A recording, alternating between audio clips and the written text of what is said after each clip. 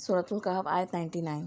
وَتَرَكْنَا بَعْدَهُمْ يَوْمَئِذٍ يَمُوجُ فِي بَعْضٍ، اور ہم چھوڑ دیں گے ان کو اس دن وہ ایک دوسرے میں گتم گتہ ہو جائیں گے، یعنی کہ یاجوج ماجوج کو پھر کھول دیا جائے گا، اور یہ کب ہوگا؟ یہ قیامت کے قریب ہوگا، اور وہ اتنے اس قدر تعداد میں ہوں گے کہ وہ ایک دوسرے عوام الناس لوگوں میں بھی گتم گتہ ہو رہے ہیں، آپس میں بھی، اور اونچائی سے اترتے ہوئے آ رہے ہوں گے۔ وَنُفِخَ فِي الصُّورِ فَجَمَعْنَاهُمْ جَمْعًا، اور سور میں پھونکا جائے گا پس ہم ان سب کو جمع کر لیں گے۔ سور میں پھونک مار دی جائے گی۔ سور میں دراصل آتا ہے کہ 2 دفعہ پھونک مارنے کا آتا ہے، ایک تو پہلا پھور جب سب مر جائیں گے، اور پھر دوسرا پھور جب سب اٹھ کر کھڑے ہو کر جائیں گے دوبارہ سے بعد الموت میں، اور ان سب کو اکٹھا کر لیں گے، یعنی کہ جب دوبارہ دوسرا پھور پھونکا جائے گا سور، تو کیا ہوگا؟ پھر سب اکٹھے ہو جائیں گے، تمام مخلوقات، جن و انس، ملائکہ، وحشی جانور، ہر مخلوق جو اللہ نے پیدا فرمائی ہے وہ سب قیامت کے دن اکٹھی ہو جائے گی۔ تو اس سے معلوم ہوتا ہے یاجوج ماجوج کا ظہور جو ہے نا وہ قیامت کے بالکل قریبی زمانے میں ہوگا۔ پہلے دجال نکلے گا، پھر عیسیٰ علیہ السلام آئیں گے، اور پھر یاجوج ماجوج نکلیں گے، اور پھر قیامت کا وعدہ جو ہے وہ حق ہو جائے گا، قریب آ جائے گا۔ آیت 100۔ وَعَرَضْنَا جَهَنَّمَ يَوْمَئِذٍ لِّلْكَافِرِينَ عَرْضًا، اور اس روز ہم جہنم کو کافروں کے سامنے لے آئیں گے۔ عرض کہتے ہیں نا، عرض کیجئے، پیش کیجئے کسی چیز کو، تو جہنم کو بھی سامنے لا کر پیش کر دیا جائے گا۔ صحیح مسلم کی روایت میں آتا ہے جہنم کو گھسیٹ کر لایا جائے گا، اور جہنم کی 70,000 لگامیں ہوں گی، اور ہر لگام پر 70,000 فرشتے ہوں گے۔ لگام سمجھتے ہیں جیسے کسی جانور کے گردن میں ڈالی جاتی، اس طرح سے ایک بلا کی طرح جہنم کو سامنے لا کر رکھ دیا جائے گا کہ دیکھ لو اسے اپنی آنکھوں سے، ہم نے اسے تمہارے انجام کے لیے تیار کر کے رکھا ہے۔ آیت 101۔ الذین کانت اعینہم فی غطاء عن ذکری، وہ لوگ جن کی نگاہیں پردے میں تھیں میرے ذکر سے، ذکری میرے ذکر سے، اور یہاں کہا جاتا ہے ذکر سے مراد قرآن مجید ہے۔ وَكَانُوا لَا يَسْتَطِيعُونَ سَمْعًا، اور وہ سن بھی نہیں سکتے تھے، یعنی انہیں سننے کی بھی توفیق نہیں تھی۔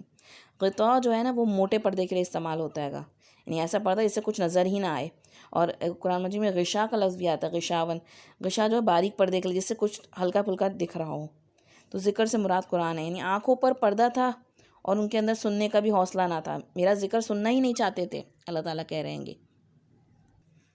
تو جب بندے کو کوئی بات پسند نہ آئے نا تو وہ اسے سننا بھی نہیں چاہتا، تو حق کی طرف گونگے، بہرے، اندھے بنے رہتے تھے، سننے کے لیے بھی راضی نہیں ہوتے تھے۔ حالانکہ سننا دیکھیں نا تو بہت آسان ہوتا ہے، اس کے لیے کچھ کرنا نہیں پڑتا، بولنے کے لیے تو آپ کو پھر بھی ہونٹ ہلانے پڑتے ہیں گے، دیکھنے کے لیے آنکھیں کھولنی پڑتی ہیں گی، تو عمل کرنا تو بات کی بات ہے، سن تو لیتے۔ تو پہلے درجے پہ دیکھنے کی بات کی گئی کہ اعینہم فی غطاء، اور دوسرے آخری درجے پہ کیا بات کی؟ سننے کی بات کی، کہ استطاعت ہی نہیں تھی، یعنی سننے کی بھی طاقت نہ تھی، توفیق ہی چھن گئی۔ لیکن مرضی کے خلاف بات نہیں سننا چاہتا انسان، ہم اندر سے کیا ہے نا، ہم کو کیا سننا اچھا لگتا ہے اس سے پتہ چلتا ہے گا، کس چیز کو پسند کرتے ہیں۔ غیبت سننی اچھی لگتی ہے، گوسپس یا میوزک اچھا لگتا ہے، یا پھر صرف ہر وقت میمز، پرینکس میں انٹرسٹ ہے ہمارا، کیا ذوق ہے ہمارا، اس سے پتہ چلتا ہے ہم نیکی، اخلاق و تقوی کے کس مقام پر ہیں۔ تو ان کو سزا اس لیے دی جائے گی کہ اللہ کا ذکر قرآن دیکھنا بھی نہ چاہتے تھے، دنیا بھر کی کتابیں پڑھ ڈالیں، لیکن اللہ کی کتاب کے لیے ان کی آنکھوں میں پردہ، اور آنکھ تو دیکھیں ایک ظاہری چیز ہے نا، اصل میں دل کا شوق و ذوق ہوتا ہے انسان، وہ انسان دیکھتا ہے گا اور وہ سنتا ہے گا۔ تو اصل خرابی ان کے دل کی تھی، نہ پڑھنا چاہتے تھے اور نہ سننا چاہتے تھے، تو ان کا علاج کس چیز سے کیا جا رہا ہے گا؟ جہنم کو سامنے لا کے ان کو دکھا دیا گیا کہ یہ اب ان کا علاج کرے گی۔ جب بندہ اندھے بہرا ہو کر دنیا سمیٹنے میں لگا رہے، اور جو اللہ نے اس کو اسباب دیے ہیں ان کو فراموش کر دے، اور اپنے اسباب کو صرف دنیا کمانے میں ہی ساری لگا دے، تو پھر یہ اس کا انجام ہوتا ہے۔ آیت 102۔ افحسب الذین کفروا ان یتخذوا عبادی من دونی اولیاء، کیا کافروں نے یہ سمجھ رکھا ہے کہ وہ میرے ہی بندوں کو میرے مقابلے میں اپنی حمایتی بنا لیں گے؟ یعنی اللہ کے علاوہ جن کو انہوں نے الہ بنایا تو یہ ان کو اپنا کارساز سمجھتے ہیں۔ کس کو الہ بناتا ہے انسان اللہ کے علاوہ؟ ملائکہ کو لوگوں نے بنایا، انسانوں میں سے عیسیٰ علیہ السلام کو، عزیر علیہ السلام کو، اور دیگر مخلوقات بھی، جن کو ساری مخلوق، کیونکہ ساری مخلوق جو ہے وہ اللہ تعالیٰ کی اطاعت گزار ہے، اللہ تعالیٰ کی، شمس و قمر ہو، شجر و حجر ہو، ستارہ پرست ہو، آتش پرست ہے، سب آ جائیں گے اور وہ لوگ بھی آ جائیں گے اس میں جو مسلمان ہونے کے باوجود اللہ کے علاوہ دوسروں کی اطاعت پر راضی ہو جاتے ہیں، ان کو اپنا مددگار سمجھتے ہیں اور ان سے دعائیں کرتے ہیں، ان کو مشکل کوشاں سمجھتے ہیں۔ تو ان سب سے کیا کہا جا رہا ہے گا؟ تم نے ان کو حاجت روا سمجھا کہ یہ تمہارے کام آئیں گے۔ ان اعتدنا جہنم للکافرین نزلا، یقیناً ہم نے تیار کر رکھا ہے جہنم کو ایسے کافروں کی مہمانی کے لیے، یعنی ایسے کافروں کا انجام کیا ہو رہا ہے گا؟ نزول جو ہے نا، نزلہ سے، نزلہ کیسے کہتے ہیں؟ اوپر سے اترنا، تو نزول کیا ہوتا ہے؟ مہمان کے لیے کچھ لاتا ہے نا انسان، تو جہنم جو ہے وہ ان کا گیسٹ ہاؤس ہے۔ دنیا کے سفر سے جو آئے ہیں آخرت میں تھک ہار کر، تو اب ان کی میزبان کیا آئے گی؟ جہنم ہے، وہ ان کو کھلائے گی پلائے گی۔ ایک طنزیہ اور تھیکا سا انداز ہے اللہ تعالیٰ کا یہاں پہ کہ یہ کر کے کیا آئے، اب دیکھو ان کا انجام۔ آیت 103، قُلْ هَلْ نُنَبِّئُكُم بِالْأَخْسَرِينَ أَعْمَالًا، آپ کہہ دیجئے کیا ہم تمہیں بتائیں کہ اپنے اعمال کے اعتبار سے سب سے زیادہ خسارے میں کون ہے؟ اخسرین یہ لفظ جو ہے افعل کے وزن پہ ہے اور اس میں تفضیل کہلاتا ہے، جس میں سب سے زیادہ کسی کو فوقیت یا فضیلت دی جائے۔ جیسے ایک ہوتا ہے خاسر، وہ فاعل کے وزن پہ ہوتا ہے گا، کام کرنے والا، اور ایک ہوئے گا افعل، سب سے زیادہ کام کرنے والا، جیسے ارحم ہوتا ہے، سب سے بڑھ کر رحم کرنے والا۔ اکرم سب سے زیادہ بڑھ کر کرم کرنے والا، تو اکثر سب سے زیادہ خسارے میں جانے والا، اور اکثرین اس کی جمع ہے۔ تو اعمال کے اعتبار سے کہ لوگ کام بھی کر کے آئیں گے لیکن سب سے زیادہ خسارے میں ہوں گے، کون لوگ ہوں گے وہ؟ اس حوالے سے سورۃ العصر میں بھی آتا ہے گا کہ والعصر، قسم زمانے کی، ان الانسان لفی خسر، بے شک تمام انسان خسارے میں ہیں، سوائے 4 کیٹیگری بتا دی، وہ 4 کیٹیگری کے علاوہ تمام انسان کس میں ہے؟ خسارے میں ہے۔ یعنی ان 4 کیٹیگری کے کاموں کو چھوڑ کے باقی کتنے بھی کام کر لو، کتنی بھی تعداد میں جمع کر لو، دنیا میں تم کتنی ترقی کر لو، تم اصل میں خسارے میں ہی رہو گے، گھاٹے میں ہی رہو گے۔ اور وہ کیٹیگری کیا آئے گی؟ ان الذین آمنوا وعملوا الصالحات وتواصوا بالحق وتواصوا بالصبر، کہ ایمان، عمل صالح اور ایک دوسرے کو حق کی تلقین کرنا۔ تو صرف اپنی ذات کی بھی فکر نہیں بلکہ دائیں بائیں کو بھی حق کی تلقین کرنی ہے، ورنہ بچ نہیں سکتے خسارے سے۔ لیکن ہم کیا کہتے ہیں؟ Mind your own business. اگر ایک شخص غلط کرتا ہے تو صرف اس کا اپنا نقصان نہیں ہوتا، آپ دنیا میں بھی دیکھ لیں، ایک شخص غلط کرتا ہے تو اس سے جڑے پورے خاندان اس سے افیکٹ ہوتا ہے گا۔ تو جب ہم دیکھیں کوئی قریب میں ہمارے اللہ کی ناراضی کام کر رہا ہے تو اس کو روکیں، اس کو سمجھائیں ضرور، اور وتواصوا بالصبر، ایک دوسرے کو صبر کی تلقین بھی کرنی ہے۔ بہت سے کام ہم کرنا چاہتے ہیں لیکن مشکلات کی وجہ سے چھوڑ دیتے ہیں، تو سوچیں کیا نیکی کا راستہ چھوڑ دینے سے فائدہ ہوگا؟ بلکہ کرتے رہنے سے فائدہ ہوتا ہے۔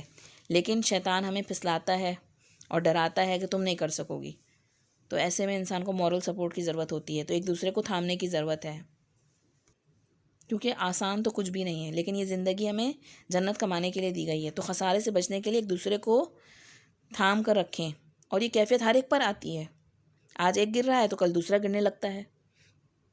تو ایمان کے ساتھ صرف عمل صالح بھی کافی نہیں بلکہ وتواصوا بالحق، اور جب حق کی تلقین کریں گے تو سب پیچھے پڑ جائیں گے، تو وتواصوا بالصبر بھی ضروری ہے۔ تو سب سے زیادہ گھاٹے والے کام، سب سے زیادہ یوز لیس اور ورتھ لیس کام کن لوگوں کے تھے؟ آیت 104 میں بتایا جا رہا ہے الذین ضل سعیہم فی الحیات الدنیا، وہ لوگ جن کی سعی، ساری کوشش، ساری محنت، جدوجہد، دلہ گم ہو گئی، ضائع ہو گئی دنیا کی زندگی میں، یعنی صبح سے شام تک انہوں نے دنیا کی زندگی بنانے میں ہی اپنی لگا دی، اور اب آج کوئی ان کا رزلٹ سامنے نہیں آ رہا۔ وَهُمْ يَحْسَبُونَ أَنَّهُمْ يُحْسِنُونَ صُنْعًا، اور وہ سمجھتے ہیں کہ وہ بہت اچھے کام کر رہے ہیں، اور ان کو یہ دھوکہ بھی ہے کہ وہ بہت اچھے کام کر رہے ہیں۔ صنعا، یہ صاد نون عین، ہم اردو میں بولتے ہیں صنعت کاری، کاریگری، مصنوعات، پروڈکٹس کے لیے استعمال ہوتا ہے نا، انڈسٹریل ریولوشن، مصنع کہتے ہیں عربی میں فیکٹری کو۔ تو یہ سب چیزیں کیا ہوتی ہیں گی؟ اس میں انسان سمجھ رہا ہوتا ہے کہ میں بہت اچھے کام کر رہا ہوں، میں لوگوں کا فائدہ پہنچا رہا ہوں، لیکن جب آخرت سے خالی ہو کر، آخرت کو بھلا کر انسان صرف دنیا میں مگن ہو جاتا ہے گا، تو اللہ تعالیٰ کے ہاں وہ کام جو ہیں گے کچھ بھی نہیں، خسارے میں پہنچانے والے کام، یعنی اتنی محنت کر کے بندہ پہنچے گا لیکن وہ اس کو کوئی رزلٹ ہی حاصل نہیں ہوگا، خسارہ ہی خسارہ اس کے لیے بچے گا۔ تو بظاہر بہت خوبصورت کام ہے، لوگ بہت محنت سے کر رہے ہیں اور بہت دنیا میں ترقی کرتے نظر آ رہے ہیں، لیکن اللہ کے ہاں کچھ بھی قدردانی نہیں ہوگی، کیونکہ آخرت کی سوچ سے خالی تھے۔ کتنی ہی بڑی بڑی فیکٹریز بنا لیں، بلڈنگز بنا لیں، ترقی کر لیں، لیکن اللہ کے ہاں کوئی ویلیو نہیں. کتنے کیریئر اورینٹیڈ ہو جائیں، صرف دنیا کی فیوچر کی ہی فکر ہے. حالانکہ دیکھیں اللہ تعالیٰ نے منع نہیں کیا. پیچھے ذوالقرنین کے واقعے سے کیا بتا دیا گیا؟ ٹیکنالوجی منع نہیں ہے، ٹیکنالوجی کا بہترین استعمال کرو، لیکن اس کو اپنی رب کی رحمت کہو، اس کے ذریعے آخرت میں اس کا اجر کا یقین رکھو.